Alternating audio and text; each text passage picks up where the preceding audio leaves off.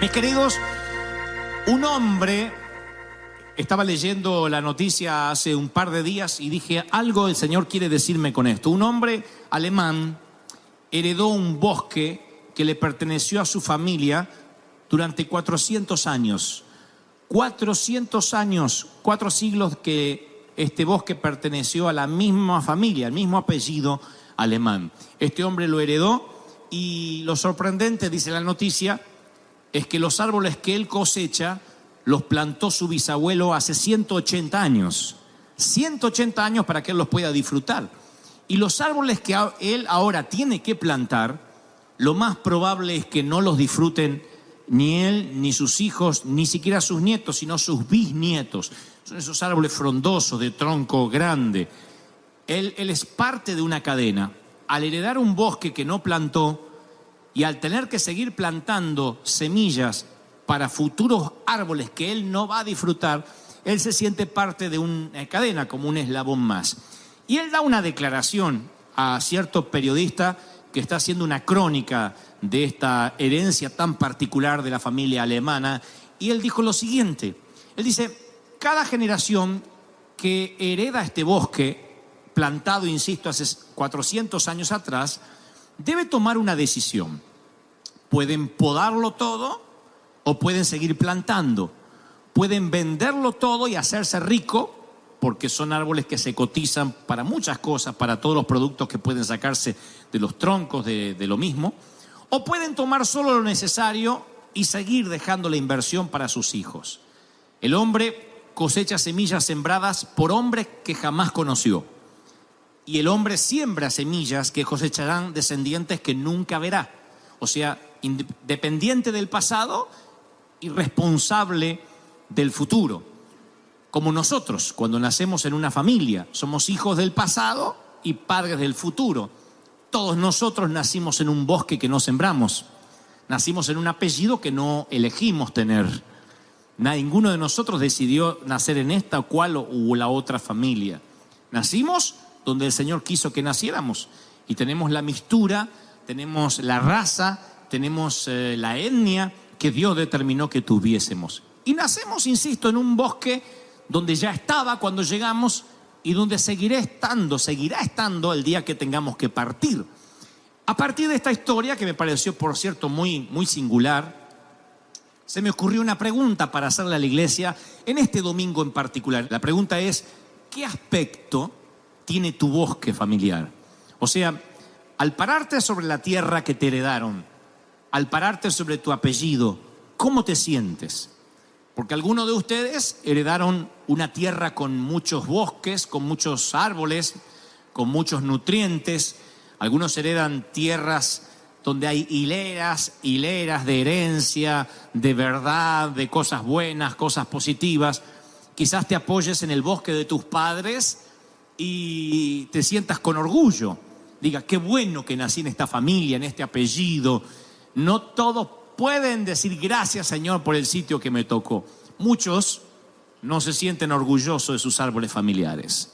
Pobreza, vergüenza, abuso. La cosecha fue levantada, pero nadie volvió a sembrar jamás. Muchos se encontraron en un bosque que no pidieron. Y a lo mejor hay mucha gente hoy, en esta mañana, en este templo, que al recordar su infancia, en vez de sentir inspiración, lo que siente son recuerdos de dolor, recuerdos de tristeza, de abandono, porque te maldijeron, porque te ignoraron, te rebajaron.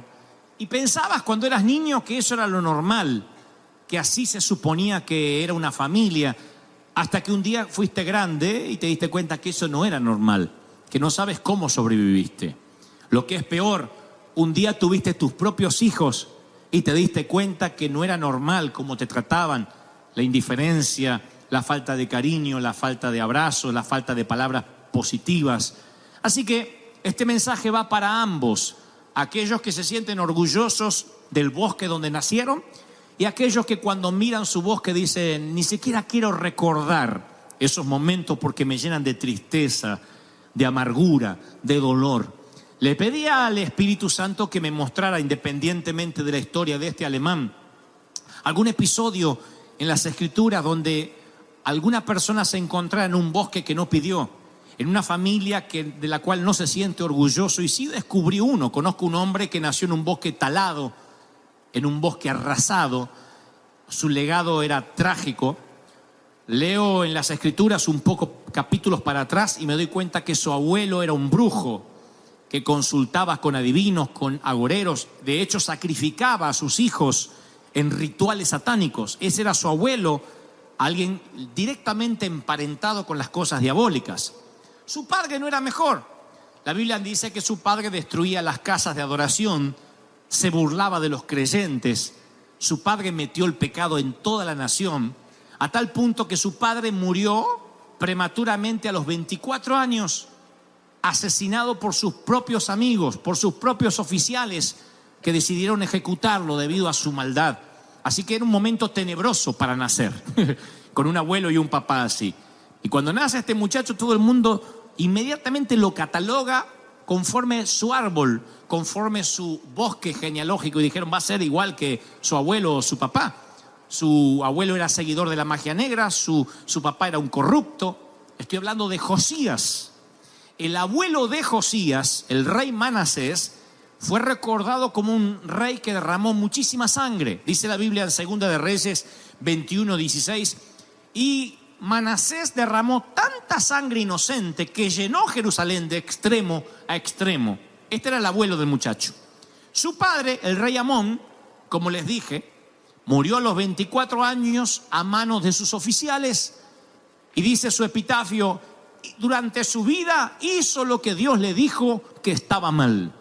Así que en su tumba, en su lápida, cada vez que Josías va a visitar la tumba del papá, en su lápida dice: este hombre durante toda su vida hizo lo que Dios le dijo que estaba mal. Así que ahora tienen un cuadro psicológico de Josías.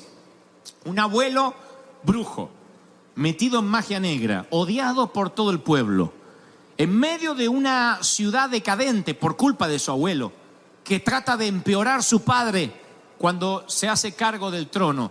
Y ahora Josías, al morir su padre a los 24 años, tiene que hacerse cargo del trono a los 8 años de edad.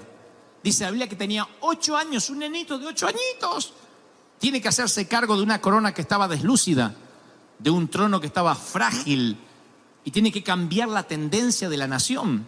Tiene que imprimirle a un niño de 8 años un nuevo cauce al país, a la época. E hizo tal cambio Josías. Ustedes dicen, pero con 8 años y con ese bosque familiar, sí. Hizo tantos cambios en su reinado hasta que ya era un adolescente, un joven y un adulto, que 2600 años después todavía los estamos recordando, el rey Josías. El mundo conoció reyes más sabios, el mundo ha visto reyes más ricos, el mundo ha sabido de reyes más poderosos, pero el mundo jamás conoció un rey tan valeroso como Josías, que tomó una valiente decisión que está escrita en Segunda de Reyes 22:2. Dice: y Josías anduvo en el camino de David. David era su bisabuelo. David, sin apartarse a derecha ni a izquierda. Anduvo en el camino de David, sin apartarse ni a derecha ni a izquierda. Ahora présteme atención. El muchacho hereda una corona frágil, deslúcida. El templo está en desorden, la ley se había perdido. Así que el muchacho empieza a hojear en su álbum familiar hasta encontrar un antepasado digno para imitar. Mira porque todas las crónicas de los reyes estaban escritas en papiros, en rollos. Todas las decisiones de los reyes, todo lo que los monarcas hacían quedaba escrita a través justamente de los escribas. Así que él empieza a buscar en su álbum familiar a ver si puede imitar al padre. Dice: mirá la que se mandó el viejo. Esta no puedo. Esta menos. Mira al viejo, y el viejo era un desastre. Así que se va más atrás. Dice: voy a tratar de imitar a mi abuelo. Cuando se encuentra con el abuelo dice: ay, qué nene que era el abuelo, Dios mío. Un vago el abuelo. Borracho, brujo, sinvergüenza, mujeriego. Así que dice: ¿a quién voy a imitar? Y entonces tiene que saltear al padre, tiene que saltear al abuelo e irse más atrás todavía hasta que encuentra a David. Y descubren las crónicas que David, que era su tatara o quién sabe, abuelo por allá, Cuando descubre a David dice, voy a tratar de imitarlo a él, porque las crónicas decían que David tenía un corazón conforme al del Señor. O sea, saltea todo lo que no le conviene y trata de buscar en su álbum familiar alguien a quien emular, alguien a quien imitar. Tú no puedes elegir a tus padres, pero puedes elegir a tus mentores. ¿Me están siguiendo, sí o no? Tú no puedes elegir en qué familia nacer, pero puedes elegir a qué familia espiritual pertenecer. Tú no puedes decidir qué apellido tener, pero sí puedes decidir tener un apellido celestial con un ADN que es más fuerte que el ADN que circula por tu sangre, por tus genes, que es el ADN que te da el Señor y el Espíritu Santo. ¿Están de acuerdo con eso, sí o no? Ahora, no podemos elegir a nuestros padres, pero sí podemos elegir a nuestros mentores. Sigo leyendo la Biblia y ahora les comparto 3 secretos que le van a volar la cabeza literalmente. Oigan esto.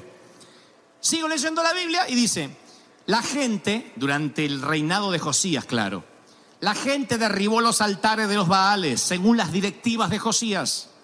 Josías destruyó los altares de incienso, despedazó las imágenes de los dioses paganos de acera, etc. Las redujo a polvo. Sigo leyendo y dice, y quemó los huesos de los falsos sacerdotes. Sigo leyendo y descubro, y derribó los altares paganos por toda la tierra de Israel.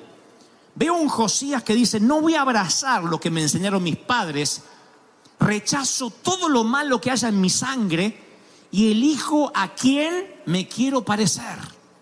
Elijo quién va a ser mi mentor. Y cuando tenía que tomar una decisión pensaba, ¿qué haría David en mi lugar? Nunca pensaba qué haría mi viejo en mi lugar. Nunca pensaba qué haría mi abuelo en mi lugar. Decía, ¿qué haría David en mi lugar? Y veo que cuando Josías comienza su reinado, dice, y Josías servía al Dios de David, el Dios de aquel abuelo, el Dios que tuvo David. Pero al terminar casi el reinado Josías, que ya era un hombre, no era un hombre muy viejo, a los 26 años de edad, él restaura el templo y la Biblia dice, y en el año 18 de su reinado, cuando ya había limpiado la tierra y la casa, envió que repararan la casa del Señor, su Dios. Ya no era el Dios de David. Ahora el Dios de David se había transformado en su Dios. ¿Me siguen hasta ahí, sí o no?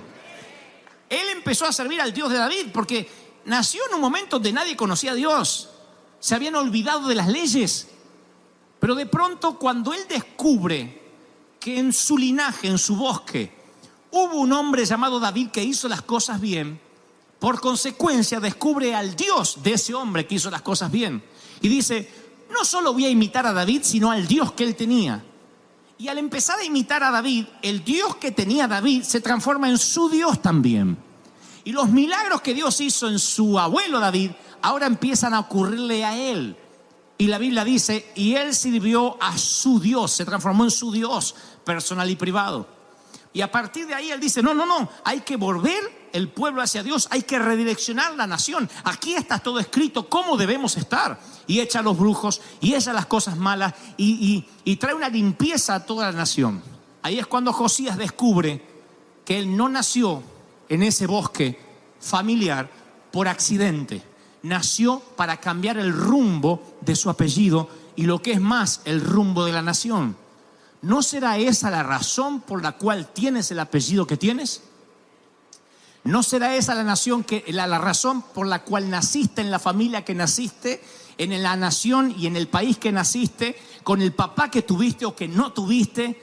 ¿No será que en lugar de maldecir el bosque talado en el que te tocó nacer, será que Dios te puso ahí para que a partir de ti las cosas empiecen a cambiar en tu apellido y diga, no hubo nadie bueno en los Gebel hasta Dante, pero a partir de ahí todo cambió y sus hijos y sus nietos y sus bisnietos comenzaron a servir a Dios porque se volvieron al Dios verdadero? ¿No será que eso quiere Dios? ¿Cuántos dicen amén? Entonces, cuando uno piensa, ¿y a dónde voy a buscar yo para parecerme? Les voy a regalar el primer principio. ¿Quieren recibirlo, sí o no? Escuchen este principio que está dicho por Jesús en el Evangelio de Juan 3:6. Juan 3:6 dice, la vida humana, oigan, la vida humana nace del hombre, mientras que la vida espiritual nace del Espíritu. ¿Me siguieron, sí o no? Lo diré otra vez. La vida humana nace del hombre, mientras que la vida espiritual nace del Espíritu. ¿Qué dice la Escritura?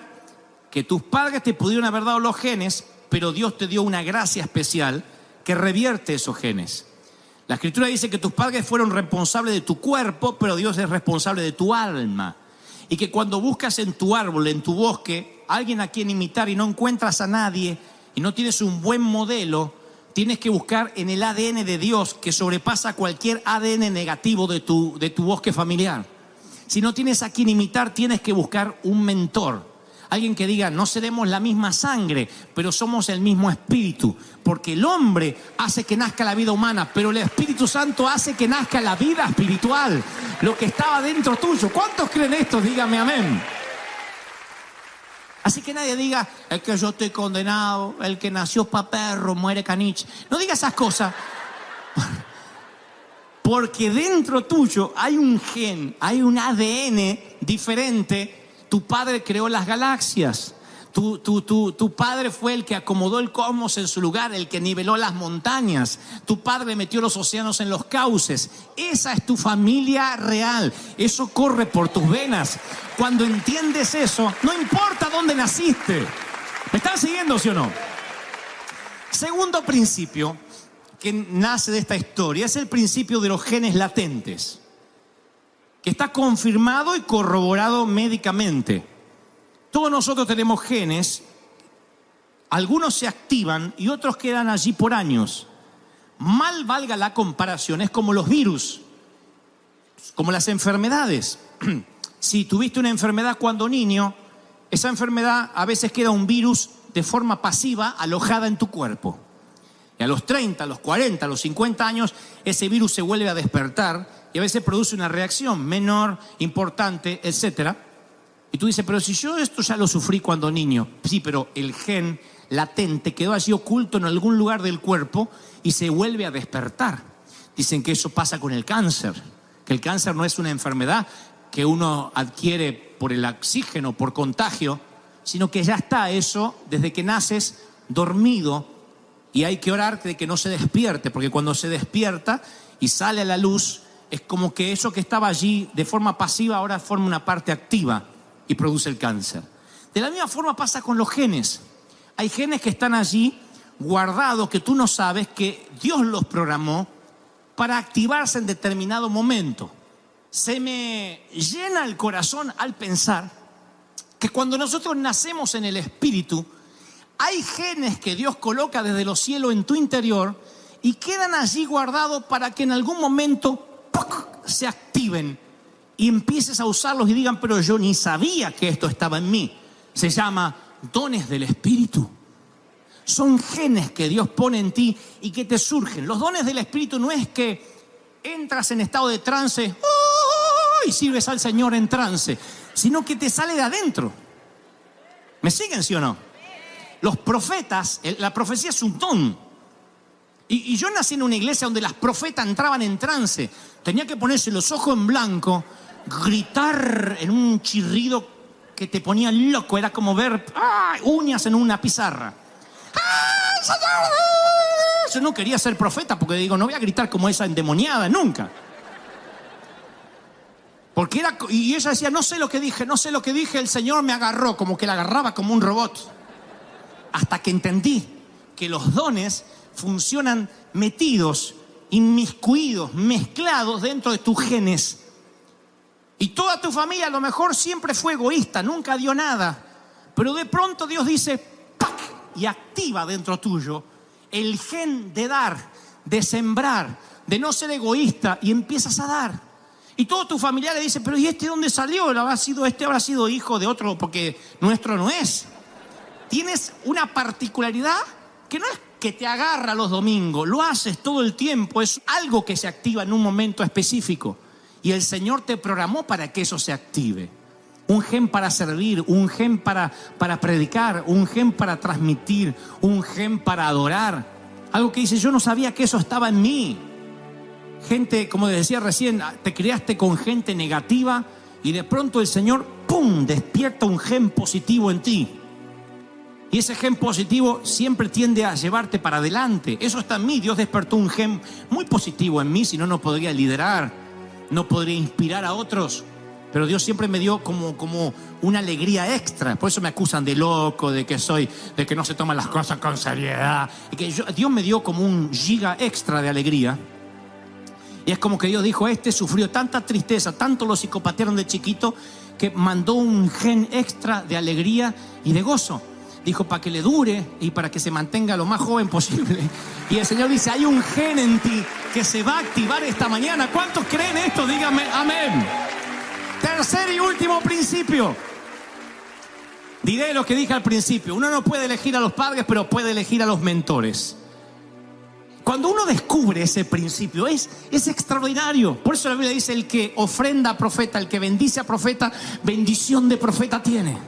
Porque el Señor dice, cuando tú miras algo que te apasiona, que quieres, que amas, te sientas a los pies de los que más saben, no vas a tener que pasar por lo mismo.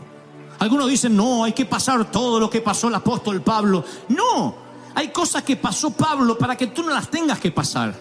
Yo no quiero que mis hijos repitan los momentos tristes de mi vida. Me va a gustar verlos casarse y no tener que pasar las miserias, las pobrezas que nosotros pasamos. Me va a gustar ver que ellos